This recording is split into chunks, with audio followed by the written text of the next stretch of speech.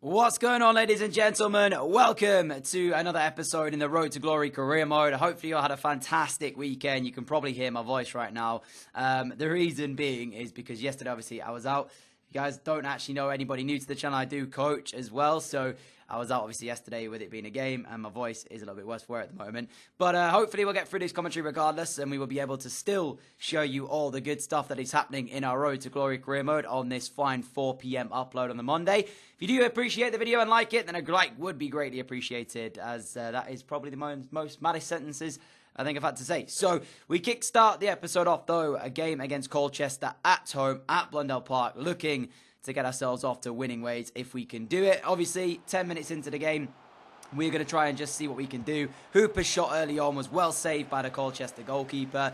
So, I was thinking to myself, this is going to be an interesting game, this, because clearly already we can create a chance. Now we're just looking to actually be able to put it in the back of the net.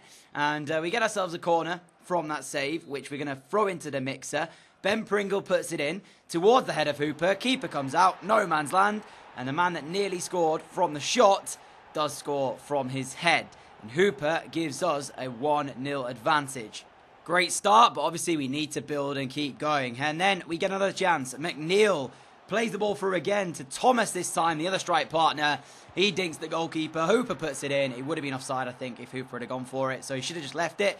It wouldn't have mattered anyway because, unfortunately, Thomas was offside when he actually managed to get the shot away anyways. So, good work from the Alino there, seeing that one and making sure that he got it right. Dickinson for Colchester now on the other side as they come forward. It was a fantastic passing move, this. That ended up being a lovely finish at the end as well.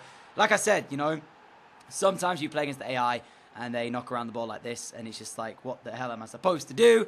And that was exactly the way that I felt here after this goal went in. So, an unbelievable move from Colchester. Got themselves back into a game, and it was just kind of frustrating because I'd thrown away the early lead that we had. But luckily, in the second half, we weren't in the second half for too long before we got another chance. Ben Pringle, the man who assisted with the corner itself, was the man who put us in front to make it 2-1 with 54 minutes played. And by the way, guys, as well, I will say this. I apologise for no video yesterday, but my voice yesterday was honestly literally gone. So I couldn't even talk. So I actually recorded this episode yesterday, edited yesterday, but I didn't get it out, obviously, with the commentary until this morning, which I'm recording right now, because of the fact that I'm only just getting my voice back from yesterday itself. So yeah, apologies for no upload yesterday, but sometimes these things happen. We were able to get a third goal as well and make sure of the 3 points with a matter of minutes remaining. Thomas, who'd had an otherwise good game, finally got himself on the score sheet with a nice pass from Pringle. He curled it in then. So 2 assists and a goal today for Ben Pringle. What a performance it's been from the winger. And we've got a lot of wingers actually coming through our youth academy. But right now, we just can't get rid of Ben Pringle out of the side. He is playing some good stuff. And he's actually one of the higher rated players in the team as well. So I don't really want to get rid of him in this first season at all, if possible. I did take a look at a few comments as well. And I did say this previously, that I did want to focus more on our youth academy, but I am still going to be making signings of players, so don't just think, guys, that I'm just going to be using the youth academy. I will still try and sign some of your suggestions when the January window opens, but of course, I don't have that much money. So if you leave a suggestion for the likes of like Marcus Rashford or, you know, somebody else of that sort of caliber, there's not a chance that we're getting them right now until the later stages of this series. So make sure you take that into account. Nevertheless, after game 1, 3-1 win for Grimsby, 3 points in the bag as well. It was all a good performance on the day. Very happy indeed with that one. And I couldn't really ask for much more of a start, you know. Coming into the game, it can always be quite tough, but at least we got the job done. Following that, though, we faced Crew Alexandra next. A side that, you remember, last year's Road to Glory was centred around. We picked Crew for it last year.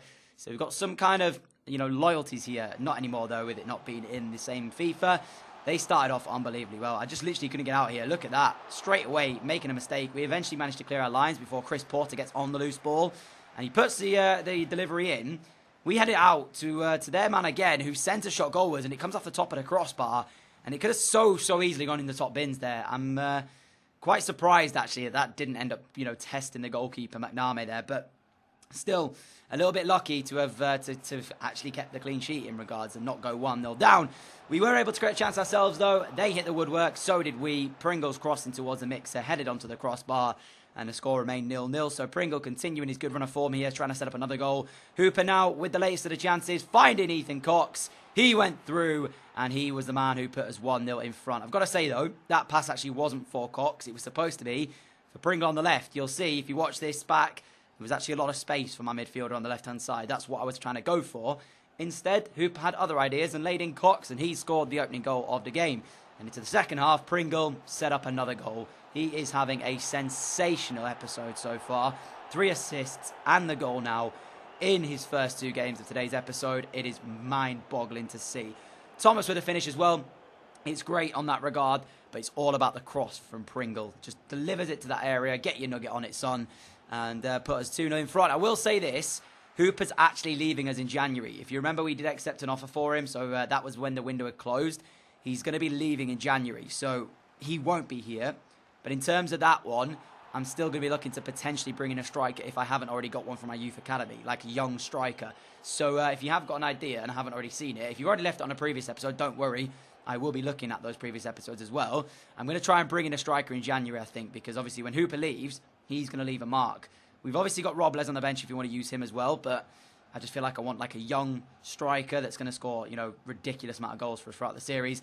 Ben Pringle, I've spoke about him how much now. Keeper gets one in the face against him here. He scores our 3rd and final goal of the game. Unbelievable episode he's having. It's crazy, crazy return for Ben Pringle thus far. And we win another game, taking us on to 6 points from 6. After that game played, though, we got ourselves another youth scout report. It was great. I enjoyed these every time we get them, because you never know who's going to come through, and you don't know who kind of is going to be the next big thing that you're going to get into your team. So if you're looking for the players, this is the way you need to do it. Obviously, Robertson there is looking pretty good. I think we make the signing of one other player as well. No, in fact, I leave him in, Patrick Mitchell. I'm going to scout him further just to see. His potential 66 to 90, but for now, didn't feel like he was good enough to come in. However, Neil McGuinness, an Irish left winger, is good enough to come in. So we make the signing of him and then instantly give him a contract to join our senior side, because at 17 years of age, I didn't think he looked half bad, to be honest. 68 to 94, starting rating of 57. I'm happily going to accept that. So a new left winger in. We'll take a look at him very quickly now. He's got a 4-star weak foot, 3-star skill moves. You can play centre midfield, I think left wing and right wing. So, you know, an abundance of positions. Nice to have at this stage as well, because when you're playing lower league football, you always need that extra little, you know, sort of position where a player can play. So I'm quite glad to have McGuinness in. And I'm pretty sure that he actually makes an appearance today as well. I can't remember if he comes off the bench here or if he starts the next one. But all I know is that we played Cambridge after this, and Cox had sadly picked up an injury, so he wasn't ready and fit for this. So we played Rose in his place, and we missed Cox. Let me just say that. We did miss him. He was been playing brilliantly throughout the episode, and I just felt like we missed his creativity in the final third in this particular game. Started off well. Josh Timon going close for his first, Grimsby goal. Ben Pringle, man, I just literally don't know what we've put in his wheat bix today, because he's continuing setting up another goal, this time for Hooper at the back post to head home. And inside 7 minutes, we took the lead. Literally, Ben Pringle, star. What a star.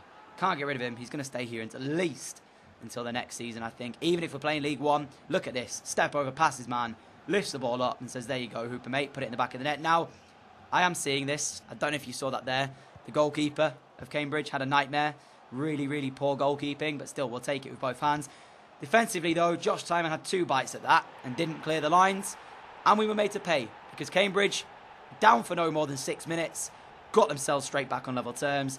And it was quite frustrating, because like I said, Josh Timon had 2 goes at trying to clear that ball and wasn't able to do it on either occasion. So I was sat there thinking to myself, how is that actually happening? How have we not been able to win that ball? There's the block, there's the tackle, they still get it, they put the cross in, and it's ended up in the back of our net.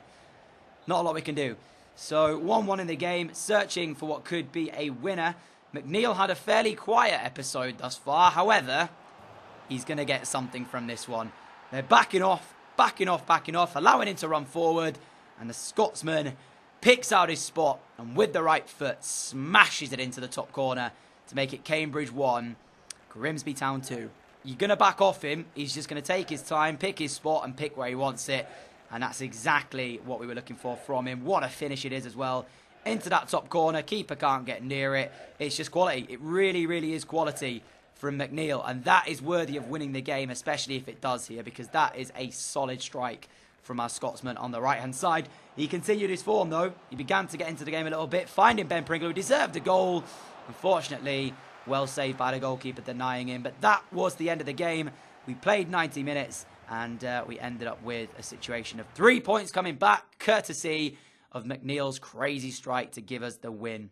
But all the plaudits go to Ben Pringle because he's having an unbelievable episode. Actually, I think I've just realised, I said earlier I wanted to keep him to League One. I think he might actually be on loan at Grimsby. So if that's the case, it's disappointing, but I might try and sign him on a permanent deal because he's looking very, very good indeed. So yeah, if he is on loan, I'll check that for next episode. If he is, he might be the man I'm trying to bring in here to our team ahead of next year. But nevertheless, we're moving into the FA Cup first round. And as much as I didn't care about the Carabao Cup and the Checker Trade Trophy, I do care about the FA Cup. The money in this is worth every minute of you playing this one. And we drew Cheltenham in the first round, and we started off unbelievably. Rose in for the injured Cox still, showing why he deserves a place in the side. He gets in, slots home to make it 1-0 to us here at Grimsby. And to be honest, I felt very, very comfortable during the game. You know, this game against Cheltenham is one of those games where if I'm up to my speed, if I'm up to playing well, I feel like we're going to get the win. And like I said, it is a cup that I do want to try and go far in. I understand completely we're not going to win it. We know that.